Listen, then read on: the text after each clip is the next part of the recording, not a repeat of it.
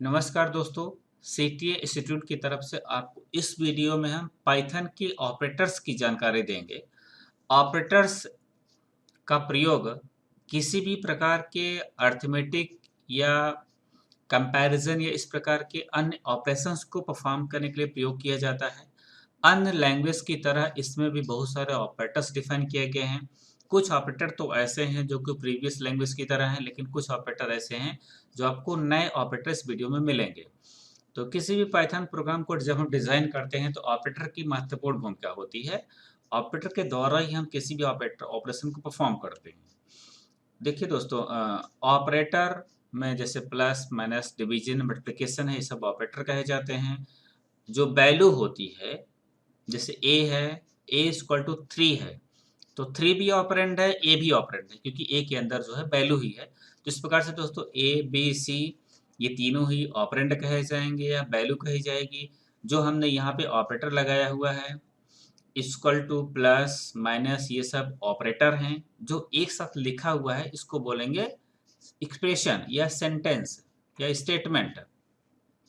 Sentence तो हम लोग ग्रामेटिकल भाषा में बोलेंगे इंग्लिश में, लेकिन वही सेंटेंस यहाँ पे स्टेटमेंट हो जाता है, जहाँ लास्ट में जो है इंड हो जाता है सेमीकोलन के द्वारा।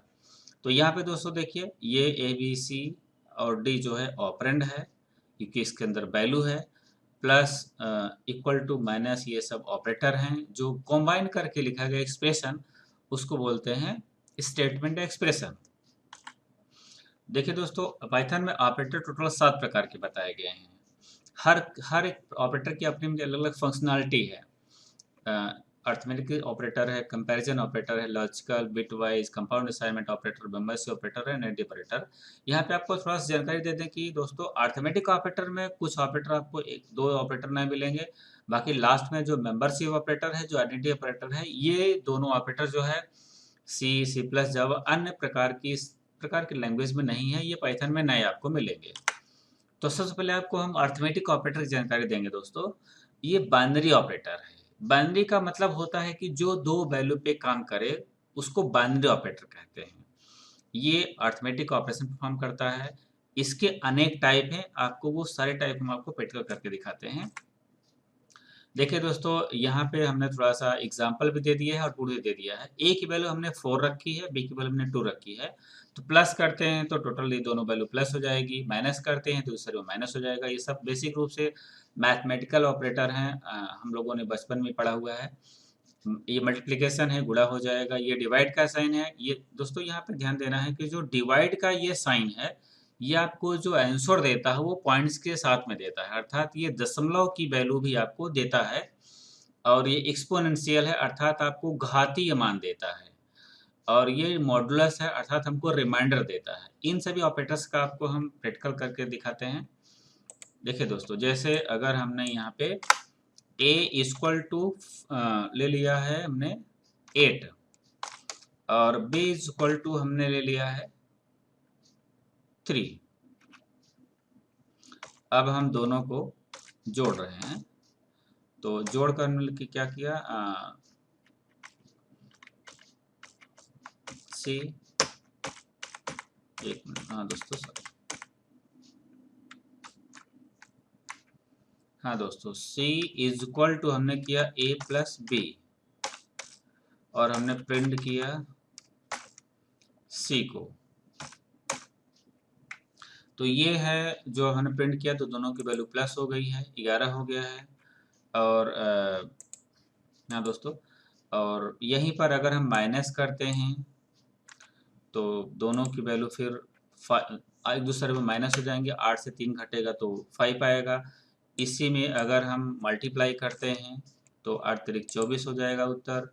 और अगर हम डिवाइड करते हैं दोस्तों, डिवाइड का साइन अगर हम लगाते हैं तो उत्तर जो आएगा वो पॉइंट्स में आएगा, अर्थात दशमलव में आएगा। और एक ऑपरेटर है यहाँ पे जिसका नाम है मॉड्यूलस। ये हमको रिमाइंडर देता है दोस्तों। एक बात यहाँ पे ध्यान देने योग्य है कि ये मॉडुलस का साइन है, ये हमको रिमाइंडर देगा, अर्थात जो शेषफल आएगा। इस ऑपरेटर का यूज पाइथन के प्रोग्रामिंग में काफ़ी है। जब हम वैल्यू को रिवर्स करते हैं तो उसमें आपको ये बहुत काम में आएगा। तो यहाँ पे इस बात को ध्यान देना है कि ये जो ऑपरेटर है ये वैल्यू को रिवर्स कर देता, ये वैल्यू को रिवर्स करने के काम में आता है, और यहाँ पे जो है हमको रिमाइंडर दे रहा है। अक्सर अधिकतर इसी के लिए यूज होता है यहाँ पे प्रोग्राम में। तो यहाँ पे देखिए 3 को अगर हम 8 से डिवाइड करते हैं तो 2 शेष आता है, 3 दूनी 6 हो जाएगा और 2 शेष आ जाएगा। शेष हमको यानी शेषफल देता है, रिमाइंडर देता है, मॉडुलस का ऑपरेटर है। और एक है यहाँ पे घात, यानी जो एक्सपोनेंशियल ऑपरेटर है, ये हमको घात देगा। अर्थात 8 को अगर हम 3 बार गुणा करें, 8 गुणे 8 गुणे 8, तो जितना आएगा, एक बार हम 2 करके देखते हैं, फिर 3 करके देखते हैं। 8 है 64 आ जाएगा दोस्तों।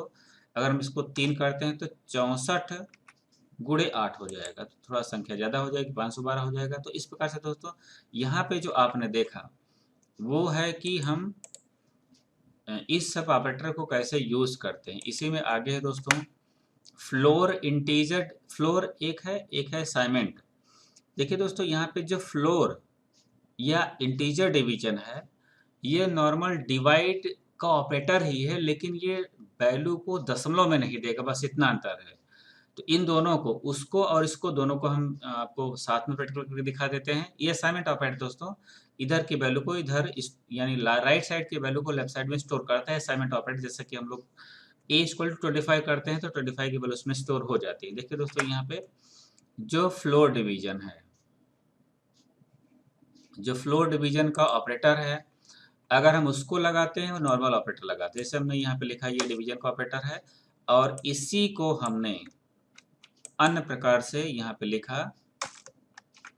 अगर हमने यहाँ पे डी ले लिया और हमने यहाँ पे फ्लोर डिवीजन लगा दिया दोस्तों, तो इन दोनों में अंतर क्या होगा, अंतर को देख लेंगे तो पता चल जाएगा क्या चीज़ है। देखिए यहाँ पे डिवाइड हुआ है तो दशमलव की वैल्यू हमको मिली है सी के द्वारा, लेकिन सेम डिवीजन यहाँ पे हुआ है फ्लोर डिवीजन या इंटीजर डिवीजन के द्वारा, तो यहाँ पे हमको डिवीजन का उत्तर ही मिला है, आंसर ही मिला है, लेकिन पॉइंट्स के बाद की वैल्यू हमको यहाँ पे नहीं मिली है। तो जो फ्लोर डिवीजन ऑपरेटर है ये नया है और एक्सपोनेंशियल ऑपरेटर नया है। इस फ्लोर डिवीजन से हमको सिर्फ डिवीजन का ऐसा उत्तर मिलता है जो कि दशमलव से पहले वाला है, अर्थात ओनली इंटीजर वैल्यू मिलती है। तो दोस्तों यहाँ पे आपने देखा कि ये जो ऑपरेटर है ये हमको डिवीजन का रिजल्ट देता है, लेकिन दशमलव के पहले वाली अर्थात ओनली इंटीजर वैल्यू हमको देता है। यहाँ पे दोस्तों हमने अर्थमेटिक ऑपरेटर का एक इवैल्यूएशन ऑर्डर डिफाइन किया है। अक्सर एक नंबर में आता है कि आप जो है करेक्ट ऑर्डर बताइए। तो सबसे पहले एक्सपोनेंशियल ऑपरेटर एग्जीक्यूट होता है, फिर मल्टीप्लिकेशन, फिर डिवीजन, फिर मॉडुलस का ऑपरेटर, फिर फ्लोर डिवीजन या इंटीजर डिवीजन, या फिर प्लस, फिर माइनस, फिर लास्ट में इक्वल टू का साइन एग्जीक्यूट होता है दोस्तों। तो ये पहले एग्जीक्यूट होगा, ये बाद में। ये एक ऐसा एक नंबर में आता है, तो इसको आप एक बार कंसीडर करिएगा। अच्छा, अभी ये तो आपने इसके पहले देखा कि अर्थमेटिकल ऑपरेटर जो मैथमेटिकली काम करता है। नेक्स्ट ऑपरेटर जो हम लोग देखेंगे वो है कंपैरिजन ऑपरेटर, इसको हम रिलेशनल ऑपरेटर भी बोलते हैं। अच्छा, ये बाइनरी ऑपरेटर है, अर्थात 2 वैल्यू पे काम करता है। इससे हम 2 वैल्यू को आपस में कंपेयर करते हैं कि कौन सा बड़ा है, कौन सा छोटा है, कौन सा बराबर है, कौन सा बराबर नहीं है। वैसे रूप से ये जो है जब हम लोग इफ एल्स का स्टेटमेंट बनाते हैं तो वहाँ पे यूज होता है, या व्हाइल स्टेटमेंट यूज करते हैं तो वहाँ पे यूज होता है। तो ये जो ऑपरेटर है, ये जब हम ऑपरेटर को अप्लाई करेंगे तो या तो कोई भी वैल्यू आपस में बराबर होगी या नहीं बराबर होगी, छोटी होगी या नहीं छोटी होगी। तो इस प्रकार से अगर वो कंडीशन से एक बच जाती है तो वो कंडीशन के ट्रू होने पर ये लॉजिकल या बुलियन वैल्यू रिजल्ट के रूप में हमको देता है, ट्रू देता है या तो फॉल्स देता है, जिसको बोलते हैं बुलियन वैल्यू। तो ये जो ऑपरेटर है कंपैरिजन ऑपरेटर, ये हमको बुलियन वैल्यू के रूप में रिजल्ट को देता है। बुलियन वैल्यू 2 ही होती है, या तो ट्रू होता है या तो फॉल्स होता है। अच्छा, ये ऑपरेटर कई प्रकार के होते हैं, आपको यहाँ पे हम बता रहे हैं। पहला ऑपरेटर है लेस देन का। लेस देन यानी ये 2 वैल्यू को कंपेयर करता है। अगर लेफ्ट साइड वाली वैल्यू राइट साइड वाली वैल्यू से छोटी होती है तो ट्रू देता है, नहीं तो फॉल्स देता है। अभी हम आपको इसका प्रैक्टिकल भी करके दिखाते हैं।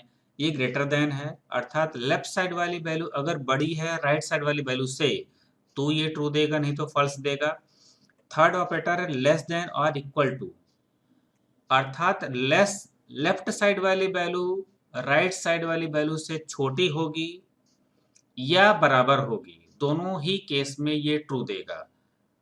फॉल्स तभी देगा जब राइट साइड वाली वैल्यू बड़ी होगी लेफ्ट साइड वाली वैल्यू से। जैसे कि यहाँ एग्जांपल में है सी की वैल्यू कम है, यहाँ पे कम, यहाँ पे देखिए ए की वैल्यू जो है यहाँ पे ज़्यादा है, बी की वैल्यू कम है, तो ऐसे केस में ये फॉल्स दे रहा है। यहाँ पे ये greater than equal to operator है, ये तब ट्रू देगा जब लेफ्ट साइड की वैल्यू या तो बड़ी हो राइट साइड वाले से या राइट साइड की वैल्यू से बराबर हो। अर्थात देखिए यहाँ पे ए की वैल्यू बड़ी है, बी की वैल्यू छोटी है ए से, बराबर भी नहीं, तो इस केस में ये ट्रू दे रहा है। इसको हम दोस्तों प्रैक्टिकल करके देखते हैं, आपको ज़्यादा समझ में आ जाएगा। यहाँ पे देखिए दोस्तों, जैसे हमने दो वैल्यू यहाँ पे ली है, ठीक है, दो वैल्यू ली है। अब हम यहाँ पे सारे ऑपरेटर्स का यूज़ करके देखते हैं। हमने यहाँ पे प्रिंट किया और ऑपरेटर का यूज यहीं पे कर लिया। हमने क्या किया, ए लेस देन बी,